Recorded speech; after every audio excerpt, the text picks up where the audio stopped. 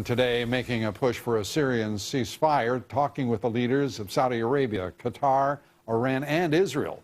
Putin also saying Syrian President Bashar al-Assad has accepted the proposal set to take effect Saturday.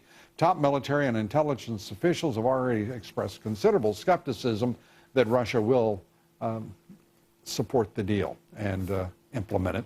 Voters continue to say Trump is the best candidate on national security.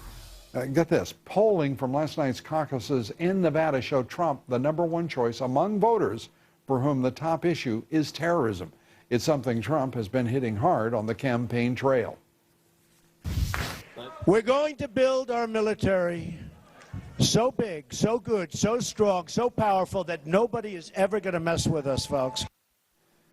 Well, joining me now, Mark Dubowitz. He's the executive director of the Foundation for Defense of Democracies. Mark, good to have you here. First, let me ask you this. As a national security professional, does Trump excite you as a leader of the free world? You know, Lou, I'm a policy guy. I'm not a political guy. So for me, you know, I'm going to sort of reserve my judgment, and we'll see what the candidates say over the next few months. But I mean, the reality is today, the world's a very dangerous place. It's gotten much more dangerous under President Obama. And, you know, the people that frighten me are men like Vladimir Putin and Supreme Leader Ali Khamenei of Iran and others. I think we've got serious security challenges ahead of us. So you don't want to jump into the partisan fray. Mark, that's shocking. Do not, Lou. Let's turn to somebody who is not in the least reserved in his appetite for politics, geopolitics, and, of course, some considerable adventure. He appears, Putin, to be putting together if you will, a group of people who can support, enforce, implement, and sustain the Syrian ceasefire.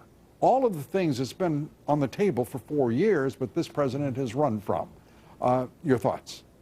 Well, that's exactly right. Vladimir Putin is a brutal authoritarian leader, and he certainly is a dangerous American adversary. But, you know, let's be honest about Vladimir Putin. He is the major domo of power politics today.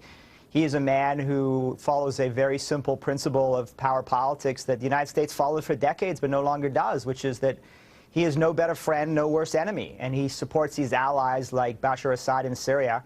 And he went into Syria and he used force to support the Assad regime when it looked like it was going to crumble. And he is winning. And unfortunately, the United States today has very little leverage. Our allies don't trust us. We are no better enemy, no worse friend right now. And this country, under President Obama, it seems like it's irretrievable. To replace what we have lost in terms of our military capability and capacity is going to take years. Would you not agree? The ability to restore relationships with our allies, whether it be NATO, whether it be in Asia, whether it be in Europe, it's going to take years, is it not?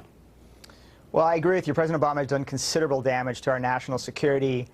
We are not respected abroad. We are not feared abroad. And so I think it's going to take some extraordinary leadership. But, you know, again, Lou, I'm old enough to remember after Jimmy Carter, Ronald Reagan became president, and in a matter of a few years, he had restored American power, American respect, and it was a whole new America. And I have a lot of faith in the ability of this country to bounce back from the kind of weakness that we face now. I believe in American ingenuity, resilience, and in fact, American destiny. What I also recognize is a $19 trillion debt. I recognize half a trillion dollars in deficits that are being run, even as our military is degraded. It is a deeply, deeply troubling time, and none of this is being discussed right now, at least, on the campaign trail. Mark, we're out of time here. The last word.